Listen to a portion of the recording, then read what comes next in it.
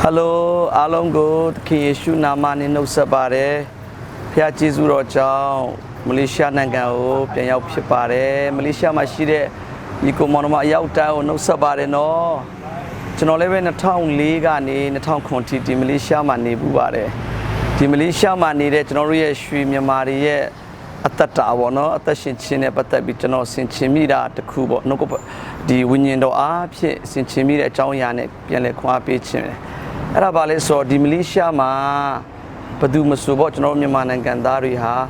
a teeny puya to a Sinzare Ludi, a yan nature, Yai the Bolong Neven, Nijare, Yamapu, Pian, Pialusin, let go of Queenland, John Gelu Nangan, just Satwalo Yare, Sonanga Jao Satwapu, sound in the loot, Gelutozia Lamishiro Busun Leve, Timimapu, Piampun, Piansare, Tijararo, Alon, the militia ma, a Miasubo, no, a team neve, Yai the Bolong Neve.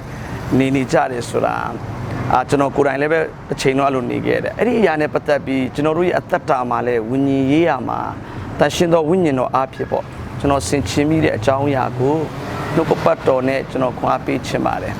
Payata Kinga, Tiloka Mamane, Badumusu, Janoa, Loka Ede repeated, Tiloka Majno Taura Nimaro Maho, Tudo Nyale, Tuketu,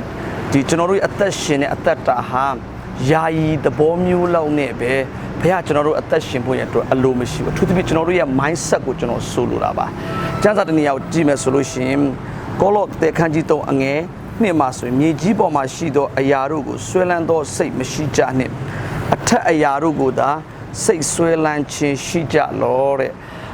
Atta Aya, Taurane Timeme Ayarigu, say Swellan Bido, Atta Shimbalu Piapioni, the General Piochinaga, Lu Toto Mimia Ham. The loca Jima, Yai the Bola Nebe, she to a Masinzabene, a Tashinelu, a Yam Yajare, the winning year to a Masinzaben, a simple Pidu, Sureponzamu, Yitu, Simangay Piomala, Yishi to a Hoben, Yaine, a Tashinelu, Yara Sulu, Payaga Chenorugu, Panzina, Amiwane, Muigrega Sabido, Sabi Lupila Behesui, Bedu Masu, Chenoruha, Tawra Shilimi. Nay twine let Tawra. Donkey twine let tower up, Papyrus or Lua, Pia Pondan and ye Pazintara, Kitty at Red Chow, Piao Sungwa Mesra, Mashido, Pia Matina, Edilube, General Ludi Hale, Petoma Timam home, Eddie Twitchow, General Attashi time, Chiloka Jima, Eddie Pin Attashi Donale, General mindset at Tui Kogo, Taura Timieme Ayarigo, Sinzabido, Yishi at a Naga at a Taura at a Sinzabi, Attashi Puya to a Pia Aluro Shide. Nico Kanjili and a Sakoma Suya. A Chamuga, Yamana Tishado Ayarudi, Canada T. Matinshado Ayarudi, a Saint Amieti Jangu, Narudi Taulia, Tinshado Ayarugu, Majima Mabe, Matinshado Ayarugu, Jima Sinaka, Yakukana, Kanyayu, Popado Siye, Chin Dokadi, a tight alone. Jimia Lilando, Nesa Taura, Pomatigu, Naru Apo, Pisita Eid, Akumia Sine, Niluyare Ajari Ham, Kanabati Meme, the Messina Milumayare Ajaria, Tayu Taura, Timeme Ayari, Pite, Atuachong, Mulugu, Yasine Miluyare, Lokai Ayari, Atua Laube, Loka Atua Laube, Kana Atua Laube, Yai the Bola Nebe. Naga to Masinza, Taura to Masinza, Winnie to Masinza Bene, a Tamashima Nelu Pia Pionibare. I told you, Generally attaching Muha, a Kudi, Malaysia Martin, attaching get a Ponzam Mune, Yai, the Bola Nebe, attaching Puyan to a Pia Alum Shibu. She to a Sinzabi, Taura to a Sinzabido, attaching Puyan to a Pia Aluro Shide. She shook it to Kurai Lebe, the Lokama to attaching Keroa, Edetia on in him, Kanabe attaching Gera, Mane. Tudo nyale krito ye sei ha tawara atuaku di tu ya mindset ha yishi tu anaga tu tawara atuaku sinza bi do atashingere sura ko chono twi ge ya bare Hebrew khanji 7 ange 1 နှစ်ကိုကြည့်မယ်ဆိုရင်ပွန်ကလတာစခပါခါအပွေလောက်မှာကလွန်ထန်တဲ့ကိုလည်းမောချက်တဲ့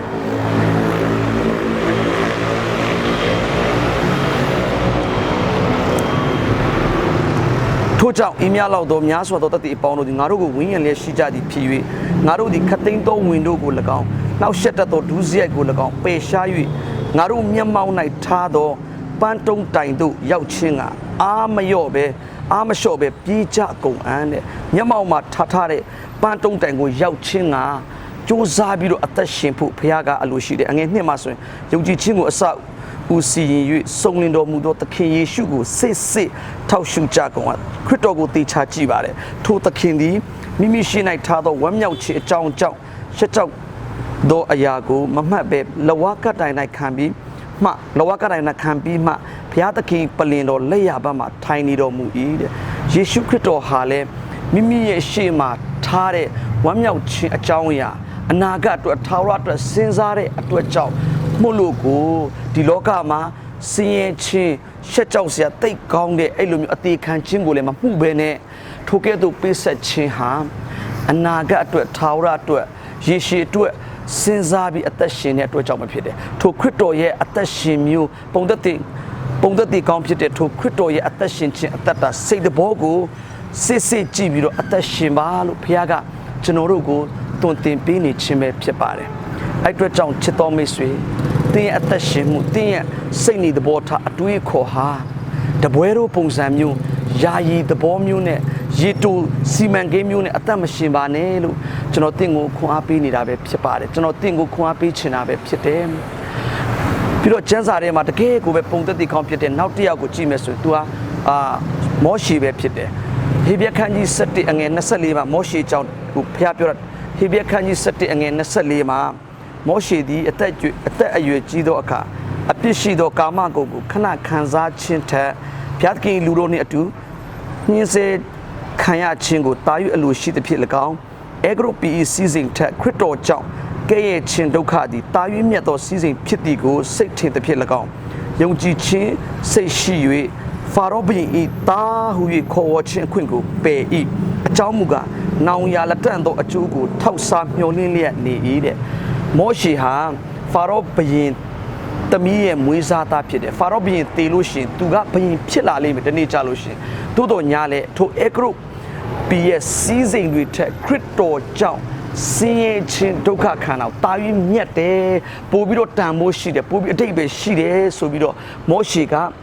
အဲ့လိုမျိုးမြင်တဲ့အတွက်ကြောင့်အဲ့ဒါဘာကြောင့်သူအဲ့လိုရွေးချယ်တယ်လဲဆိုလို့ရှိရင်အငယ်16မှာအကြောင်းမူကနောင်ရလက်တန့်သောအကျိုးကိုထောက်စားမျှော်လင့်လျက်နေ၏တဲ့ပြောနေတာကအနာဂတ်အတွက်ရှေ့ရေးအတွက်ထာဝရအရာကိုသူစဉ်းစားပြီးတော့ထိုကဲ့သို့ရွေးချယ်ခြင်းဖြစ်တယ်လောကရဲ့ရေတူအတွက်ပဲမဟုတ်ယာယီသဘောလောက်နေပဲမဟုတ်ဘူးထာဝရအတွက်သူစဉ်းစားပြီးတော့ထာဝရအရာကိုရွေးချယ်ပြီးတော့အနာဂတ်မှာသူရမယ်ထာဝရမှာရမယ်ဒီအကျိုးကိုမျှော်လင့်ပြီးတော့ထိုကဲ့သို့သူဟာအသက်ရှင်ခြင်းပဲဖြစ်တယ်အဲ့အတွက်ကြောင့်မောရှေကိုပြန်ကြည့်မယ်ဆိုမောရှေရဲ့တတ်တော်ပြန်ကြည့်မယ်ဆိုလို့ရှိရင်အပြစ်ရှိသောကာမဂုဏ်ကိုခဏခံစားခြင်းထက်တဲ့အပြစ်ရှိသောကာမဂုဏ်ကိုခဏခံစားခြင်းတဲ့ရှင်းနေပါတယ်ဒီလောကကြီးမှာဘယ်သူမဆိုလင်းဒီအပြစ်လုပ်တဲ့ဟာပျော်စရာကောင်းပါတယ်ပြင်းစရာမကောင်းဘယ်အပြစ်ဘယ်ဒုစရိုက်မဆိုပျော်စရာကောင်းတယ်ဒါပေမဲ့ဘယ်အပြစ်မဆိုဘယ်ပျော်စရာကောင်းတဲ့အရာမဆိုခဏပဲဖြစ်တယ်မောရှေရဲ့တတ်တော်ကြည့်မယ်ဆိုရင် तू ဟာတနေ့ကျဘယင်ဖြစ်လာမယ်အဲ့ဂရုပီမှာဘယင်ဖြစ်လာပြီဆိုရင်ဒီ तू လိုချင်တာအကုန်လုံးကိုရလိမ့်မယ်မိန်းကလေးကြိုက်တဲ့လောက်အစားအသောက်ကြိုက်တာရတယ်ကြိုက်တဲ့စီးစိမ်ဘယ်ပျော်ရွှင်ခြင်းသူအကုန်ရဒါပေမဲ့အဲ့ဒီအရာတွေကခဏပဲဖြစ်လိမ့်မယ်ဆိုတာ तू သိတယ်အဲ့အတွက်ကြောင့်မောရှေဟာမတီမြဲမဲ့ယာယီဒီခေတ်စကားနဲ့ဆိုတော့တပွဲတို့ပုံစံမျိုးနဲ့ခဏပျော်ရွှင်မဲ့အရာကိုယူပြီးတော့ तू ထာဝရရမယ်သူ့ရဲ့ကောင်းကြီးသူ့ရဲ့အမွေတွေနဲ့ तू မလဲချင်ဘူးအဲ့ဒီအတွက်ကြောင့်မလို့အေဂရုပီရဲ့စီးစိမ်ထက်ခရစ်တော်ကြောင့်ဆင်းရဲဒုက္ခချင်းခံတော့ तू တာ၍အလိုရှိပါတယ်ချစ်တော်မိတ်ဆွေကျွန်တော်ဒီလိုခွန်အားပေးချင်ပါတယ်ဘယ်အပြစ်မဆိုဘယ်ဒုစရိုက်မကောင်းမှုမဆိုလှုပ်တဲ့ခါမှာဆိုဟုတ်ပါတယ်ကျွန်တော်တို့တာယာမှုပေးတယ်ပျော်ရွှင်ခြင်းပေးပါဒါပေမဲ့အဲ့ဒီတာယာမှုပျော်ရွှင်ခြင်းတွေဟာခဏလေးပဲဖြစ်တယ်တင်းရဲ့ထာဝရကောင်းကြီးမင်္ဂလာတွေထိုခဏပျော်ရွှင်ခြင်းအရာတွေနဲ့တင်းထာဝရရရှိမဲ့တင်းရဲ့ကောင်းကြီးမင်္ဂလာတင်းရဲ့အမွေတွေကိုမလဲမိစေဖို့အလို့ငါတင်းကိုကျွန်တော်ခွန်အားပေးခြင်းနဲ့သတိပေးခြင်းပါတယ်ဒါကြောင့်မောရှေရဲ့အသက်တာကိုကြည့်မယ်ဆိုလို့ရှိရင်မောရှေဟာထာဝရတည်မြဲမဲ့အရာကိုစဉ်းစားပြီးတော့အသက်ရှင်တယ်အမေရိကန်မှာဆိုရင်အားကစားသမားတွေပြောတဲ့ဒီအင်္ဂလိပ်စကားပုံတစ်ခုရှိတယ်အဲ့ဒါဘာလဲဆိုရင်အမေရိကန်မှာပေါ့နော်အင်္ဂလိပ်လူမျိုးတွေပြောတဲ့အမေရိကန်မှာအားကစားသမားတွေပြောတဲ့ဒီအင်္ဂလိပ်စကားပုံတစ်ခုရှိတယ် long short term pain for long term gain တဲ့ no pain no gain ရေရှည်တိုးတက်ဖို့အတွက်ဆိုလို့ရှိရင်ဒီခဏ ဗမာစကားပုံနဲ့ဆိုခက်စစ်စရာတော့အနာခံမှအသာဆန်ရမယ်တဲ့ no pain no gain အနာခံခြင်းမရှိဘဲနဲ့အောင်မြင်ခြင်းရှိမှာမဟုတ်ဥပမာပေါ့ဒီကျွန်တော်တို့မြန်မာနိုင်ငံသားတွေအားလုံးသိတဲ့ MMA fighter ကိုအောင်လာဆိုရင်လည်းပဲသူအောင်မြင်ခြင်းရဖို့အတွက်သူဘလောက်တောင်အနာခံပြီးတော့လေ့ကျင့်ခဲ့တယ်ဆိုတာကျွန်တော်အားလုံးသိတာပဲလေအဲ့လိုမျိုးပေးဆက်ပြီးလေ့ကျင့်ပြီးမှပဲသူလိုချင်တဲ့ပန်းနိုင်သူအောင်ရချင်တဲ့အောင်မြင်ခြင်းကိုသူရသွားတယ်ဒီအတိုင်းပဲဝိညာဉ်ရေးရမှာလဲတင်းရဲ့အတ္တတာကိုဘုရားသခင်ကဒီတကယ်ထာဝရတည်မြဲမဲ့အနာဂတ်အတွက်ထာဝရအတွက်စဉ်းစားပြီးတော့ပဲ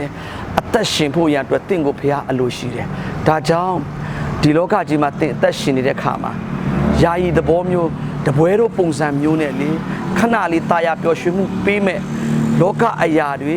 မကောင်းမှုဒုစရိုက်တွေနဲ့ထာဝရတည်မြဲမဲ့တင်းရဲ့ကောင်းကြီးမင်္ဂလာတွေအမွေတွေကိုမလဲမိစေဖို့အလိုငါကျွန်တော်ဤနှုတ်ကပတ်တော်နဲ့တင့်ကိုခွန်အားပေးချင်ပါတယ်မလေးရှားမှာကျွန်တော်နေတဲ့ခါမှာဘယ်သူမှမလေးရှားမှာနေတဲ့မြန်မာပြည်သားအများစုကဘယ်သူမှဒီအတီနေဖို့မစင်စားဘူးယာယီသဘောလောက်ပဲနေတဲ့ပုံစံမျိုးနဲ့မြန်မာပြည်သားအားလုံးကဘာရရမှာရှိတဲ့အဲ့ဒီပုံစံမျိုးနဲ့ဒီကဘာရရမှာရှိတဲ့ယုံကြည်သူတွေအားလုံးကိုလည်းဒီမလေးရှားမှာနေတဲ့လူတွေကိုကျွန်တော်ပြောချင်တာမဟုတ်ပါဘူးကဘာရရမှာရှိတဲ့ယုံကြည်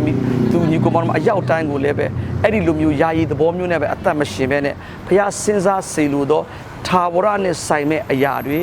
ဒီကောင်းကင်အရာယေရှုအတွက်စဉ်းစားပြီးတော့ဝိညာဉ်အတွက်စဉ်းစားပြီးတော့တကယ်ကိုပဲမောရှေလိုပဲလောကအရာတွေဒီတာယာမှုပြည့်တဲ့ပျော်ရွှင်ခြင်းတွေကိုစွန့်ပြီးတော့ဖျားရောက်ရှိစေလိုတော့အတ္တတာပန်းတိုင်ကိုတကယ်ကိုပဲစူးစမ်းပြီးအသက်ရှင်ရှောင်လန်းကြရအောင်လို့နှုတ်ကပတ်တော်နဲ့ခွန်အားပေးခြင်းပါတယ်ထပ်မံပြီးတော့ပြောခြင်းပါတယ်အနာခံမှပဲအသာဆန်ရပါလိမ့်မယ်ဝိညာဉ်ရေးရမှာတင်တကယ်တိုးတက်ခြင်းနဲ့ဖျားရောက်စေလိုတော့ပန်းတိုင်ကိုရောက်ခြင်းနဲ့တင်အောင်မြင်ခြင်းနဲ့ဆိုလို့ရှိရင်တင်ရဲ့စိတ်နေသဘောထားဟာခရစ်တော်လူမျိုးစိတ်သဘောထားမောရှေကဲ့သို့လောကစည်းစိမ်ကိုမစင်စားပဲဖျားရစေလိုတော့အရာကိုရဖို့အတွက်ကိုအဲ့ဒီထာဝရအတွက်ယေရှုအတွက်အနာဂတ်အတွက်စဉ်းစားပြီးတော့အတိတ်ပဲရှိစွာနဲ့အသက်ရှင်ပါလို့ခွန်အားပေးချင်ပါတယ်။တာနာသူယုံကြည်သူမောင်နှမအရောက်တိုင်းအသက်တာထဲမှာတန်ရှင်းသောဝိညာဉ်တော်အားဖြင့်အနာခံခြင်းရှိပြီးတော့အသာဆန်သောအသက်တာဝိညာဉ်အတွက်တကယ်ပဲကောင်းကင်ဓမ္မမင်္ဂလာကောင်းကြီးတွေကိုရဖို့အတွက်ကိုဒီယေရှုအတွက်အနာဂတ်အတွက်ကောင်းကင်အရာတွေကိုပဲစဉ်းစားပြီးတော့အတိတ်ပဲရှိစွာအသက်ရှင်တတ်သောသူတွေဖြစ်နိုင်ဖို့ဝိညာဉ်တော်ဖျားဝိညာဉ်တော်ဖျားတာ၍မဆပါစေအရောက်တိုင်းကိုဖျားရှင်တာ၍ကောင်းကြီးပေးပါစေအာမင်